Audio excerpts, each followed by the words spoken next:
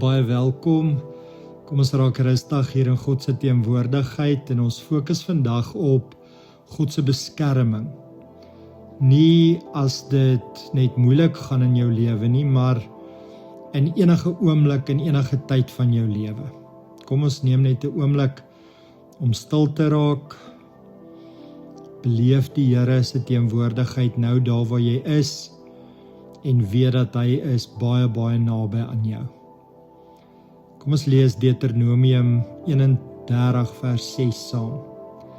Wees sterk en vol moed, wees nie bevrees nie en skrik nie vir hulle nie, want dit is die Here jou God wat met jou saamtrek. Hy sal jou nie begewe nie en hy sal jou nie verlaat nie. Nou hierdie belofte kom na mense toe wat onseker is oor die pad vorentoe. En tog sê God nie, wees sterk op jou eie nie, hy sê, ek is saam met jou. Die woorde, hy sal jou nie verlaat nie, beteken ook, hy trek nie terug wanneer dinge moeilik raak nie. Selfs wanneer jy onseker voel of nie weet hoe om aan te gaan nie, God se teenwoordigheid bly konstant. Sy beskerming lê nie net in wat hy keer nie, of waarvan hy jou beskerm nie, maar in hoe hy by jou bly, elke tree van hierdie pad. So ek wil jou begelei in 'n gebed en ek wil jou eenvoudig net vra om hierdie waarheid in jou hart toe te laat.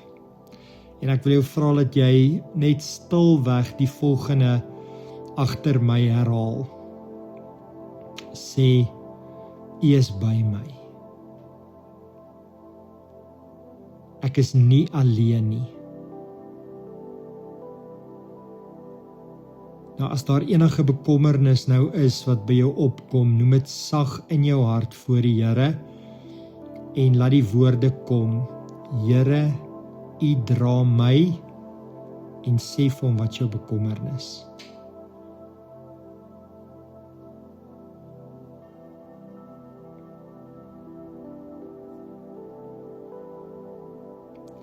Ek wil ons moet ook bid vir ander mense wat tans die Here baie nodig het. Jy weet dalk van mense. Kom ons bid saam. Here, ons bring iemand na U toe wat beskerming nodig het. Iemand wat onseker voel of bang voel. Wees vir hulle 'n vaste skuilplek. Nie net deur omstandighede te verander nie, maar deur U teenwoordigheid duidelik te maak in hulle lewe. Laat hulle weet, U het hulle nie vergeet nie, U hou hulle vas. Here, dan wil ons dankie sê dat U vandag saam met ons gaan, voor ons uitgaan, langs ons staan en selfs agter ons is.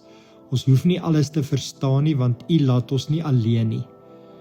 Ons sê vir U dankie dat U hier is, dankie dat U getrou is, en dankie dat ons veilig kan wees by U. Amen.